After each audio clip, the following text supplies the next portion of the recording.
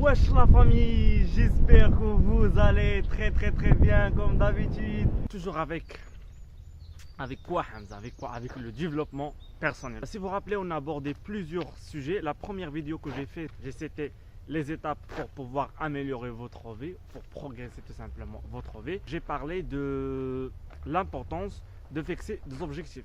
Bien évidemment, nous avons parlé d'une méthode qui est géniale pour pouvoir fixer des objectifs, tout simplement pour déterminer les objectifs. Voilà.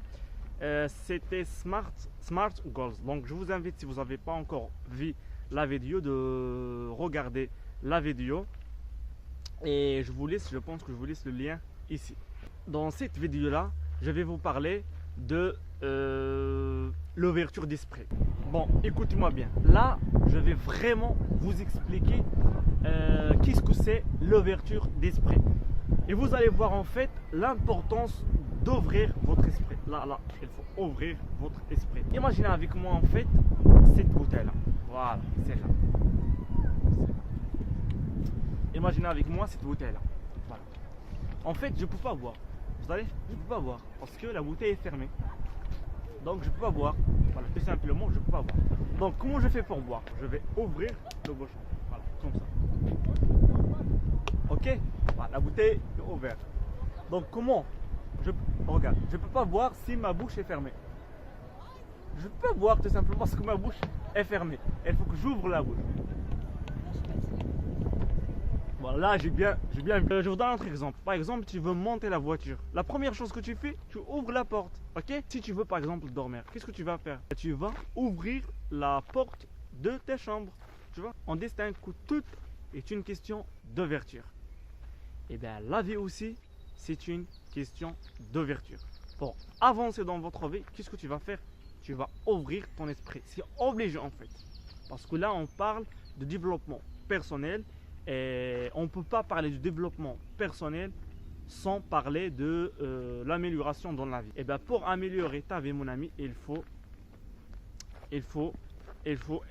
ouvrir ton esprit. En fait, notre esprit est le fruit de plusieurs choses. La société, les amis, les copains, la famille, les parents, surtout l'entourage. Donc l'ouverture ou fermeture de ton esprit, elle a un lien avec ton entourage. Si plutôt tu as un entourage qui est positif, tu vas avoir effectivement un esprit qui est complètement ouvert. Mais si ton entourage, il n'y a que des gens qui sont négatifs, dans ce cas-là, bien évidemment, tu vas avoir un esprit qui est fermé. Tu vas me poser la question, Hamza, comment on peut savoir comment tout simplement je peux savoir est-ce que j'ai un esprit fermé ou plutôt j'ai un esprit ouvert? C'est clair. Si par exemple tu as fait un dialogue avec quelqu'un, elle t'explique et tu lui expliques aussi. Donc bien évidemment il y a un échange des idées. Donc si toi quand tu parles avec quelqu'un, tu lui dis non, moi j'ai raison, toi tu n'as pas raison.